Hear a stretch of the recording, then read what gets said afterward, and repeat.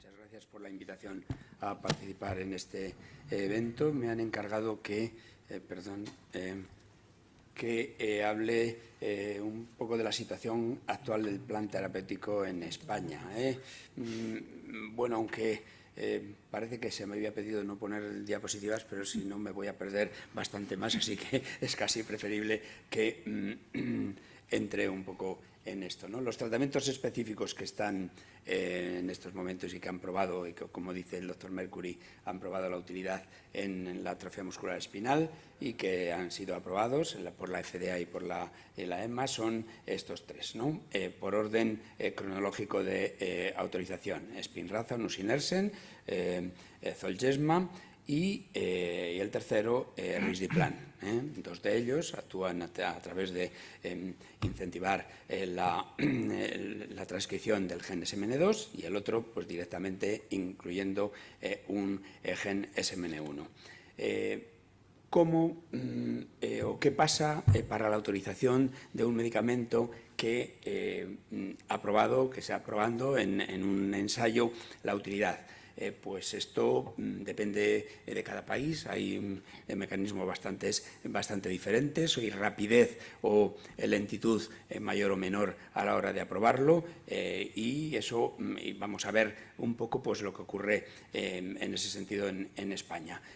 Modo de elaboración, es decir, en el momento en que el Comité de Medicamentos de Uso Humano de la Agencia Europea del Medicamento decide que o recomienda el tratamiento con un fármaco, incluso antes de ser aprobado en Europa, pues ya se pone en marcha un estudio pues, para realizar un informe de posicionamiento terapéutico. El informe de posicionamiento terapéutico, que lo hace la Agencia Española del Medicamento y Productos Sanitarios, antes del año 2000, pues esto se lleva a cabo desde 2013 y una vez que ve todo el dossier y que guarda o que mantiene contactos con diversas entidades, entre ellas, o que mantenía contacto con diversas entidades, entre ellas, digamos, los equipos médicos o en las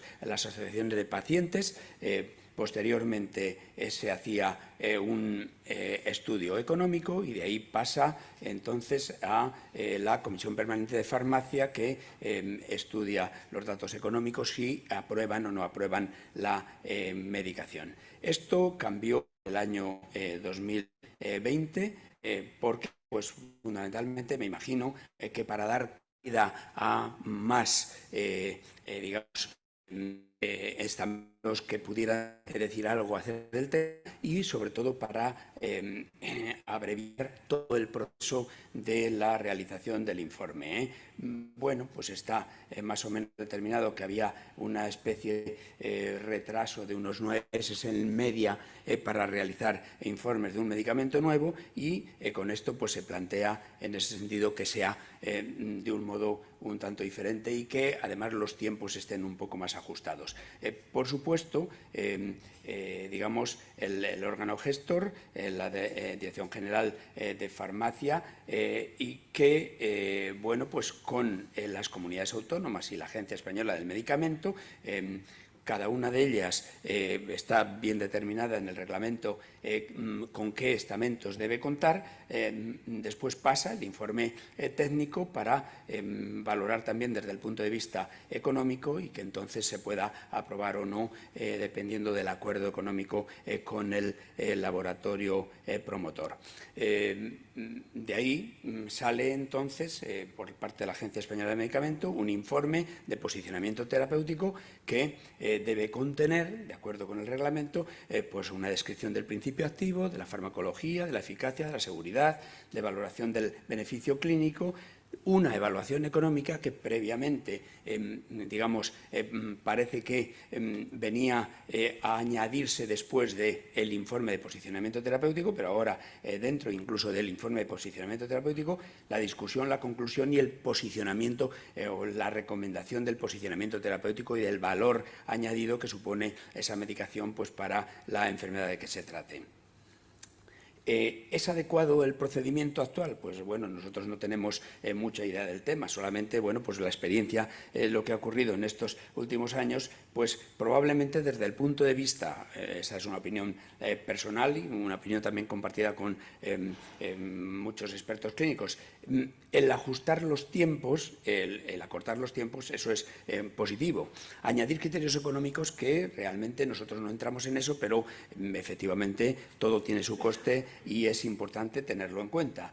Y asegura también la consulta a los múltiples actores implicados en el tratamiento, por supuesto clínicos, farmacéuticos, por supuesto asociaciones de pacientes, etcétera, etcétera. Tal vez lo que echamos en falta de la lectura, de una lectura rápida del reglamento, es tal vez el escaso papel del médico o de la ponderación de la, digamos, la opinión del médico clínico experto en el tratamiento de esa enfermedad, que en general son enfermedades raras como la atrofia muscular espinal, y de una ponderación de la utilidad clínica y de la prioridad del tratamiento que supone para el paciente. Entonces, vamos a ver brevemente los tres fármacos cómo están en estos momentos. El informe de posicionamiento terapéutico del nusinersen, que apareció en el año 2018, nos autoriza para, y después el protocolo farmacoclínico nos autoriza para tratar a todos los pacientes con AME1 que tengan 2 o 3 copias del gen complementario SMN2, a todos los pacientes de AME2 y 3 que tengan también 2 y 3 copias, e incluso en los pacientes asintomáticos. Esto era imposible hace 2 años, hace 3 años, pero en estos momentos, con el advenimiento del screening neonatal, pues va a ser posible los asintomáticos con 2 o 3 copias de SMN2, de acuerdo con una serie de criterios de inicio, de seguimiento, de discontinuación. No está financiado el tratamiento para los AME4, es decir, aquellos que empiezan la sintomatología después de los 20 años, ni para las formas mucho más graves como AME0 o formas muy avanzadas. Se prescribe también que hay que evaluar la continuidad del tratamiento anualmente en los AME tipo 1 y cada 2 años en los AME tipo 2.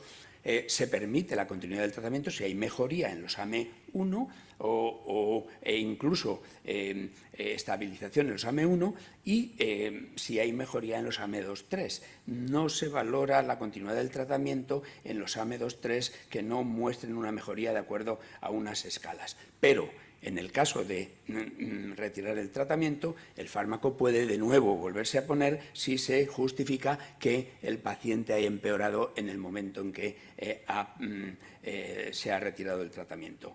¿Qué valores, qué funciones nos piden que notifiquemos como medidas de eficacia? Pues hay una serie de escalas que se ponen ahí, pero también de función respiratoria y otras. Ahora, desde el punto de vista de decisión de criterio de retirada del tratamiento, solamente cuentan en ese sentido escalas motoras, tipo el Hammersmith, esa primera, el CHOP, los niños pequeñitos, la escala motora de miembros superiores y la escala de marcha en 6 minutos. Esto, claro, reduce entonces las posibilidades de demostrar la mejora que ocurre en otros aspectos que tal vez no son bien valorados por estas escalas. Y en los AMES 2-3 lo que ocurre es que si en las escalas, estas que ponía en rojo, no superan los 2 o 3 puntos, pero además en ambas escalas y no en una cualquiera de ellas, o sea, se define en el informe que debe valorar, que debe mejorar en todas las escalas, pues entonces sería retirado parcialmente o temporalmente el tratamiento. ¿Qué es lo que tenemos que decir en principio los clínicos a eso? Pues que asumimos que los instrumentos de medida para saber si esto funciona o no funciona, pues tienen que tener unas características que desde el punto de vista clínico y estadístico pues están muy claras. Deben ser válidas, fiables, sensibles a los cambios y útiles en el contexto clínico.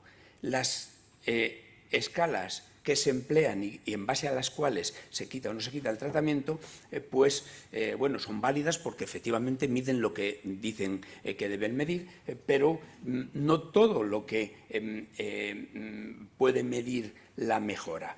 ¿Son fiables? Pues con una fiabilidad también en cierto modo parcial. Depende del evaluador y en ese sentido es muy importante que haya pues tal vez una determinación de que los tratamientos se sigan en centros que tengan bastante experiencia y que lo hagan de forma que sea más fiable en las medidas sucesivas de observadores. Y, por supuesto, también tiene que ver con las condiciones del paciente, que van a ser diferentes en unos momentos o en otros. Eso hay que tenerlo en cuenta. Hay que tener en cuenta también la sensibilidad a los cambios. Hay, como ha comentado el doctor Mercuri, y después comentaremos seguramente, hay pacientes que no pueden mejorar en miembros inferiores porque tienen un efecto suelo, o que no pueden mejorar en miembros superiores porque ya están todavía fenomenalmente bien los AME tipo 3 y, por lo tanto, hay que tener en cuenta esto, ¿no? Y, por supuesto, el instrumento tiene que ser válida y utilizable en el contexto clínico. Entonces, ¿qué es lo que pensamos del protocolo actual según la experiencia de estos años? Pues que conviene actualizarlo y modificarlo a la luz de esta experiencia, que se necesitan evaluar no solo escalas motoras, sino también de discapacidad, de opinión de pacientes, de relevancia de cambios y que la estabilidad de la enfermedad, pues como se ha dicho, y todos los clínicos ahí estamos absolutamente de acuerdo, es que la estabilidad en una enfermedad degenerativa es una medida o una prueba de la eficacia. Esto está dicho por parte de muchos o gran parte de los especialistas españoles que estamos tratando esta enfermedad y está publicado en la revista de Neurología indicando cuáles serían los términos que probablemente convendría, en nuestra opinión, ser actualizados y cambiados en este protocolo. Entonces, el próximo futuro del protocolo de nusinersen, ¿qué nos gustaría? Pues revisión, de acuerdo con la experiencia clínica, lo antes posible. Criterios de retirada, tener en cuenta que la estabilización es un signo de eficacia. Revisión de los datos a introducir en el registro del Ministerio de Sistame, que es un registro realmente bastante corto y en el que se pueden expresar aspectos que probablemente no tienen mucha significancia y por otra parte no se expresan aspectos que pueden tener bastante significación. Y otra de las cosas, otra de las quejas que tenemos en general o en gran parte de nuestra geografía es la falta de uniformización en las decisiones de todas las comunidades autónomas.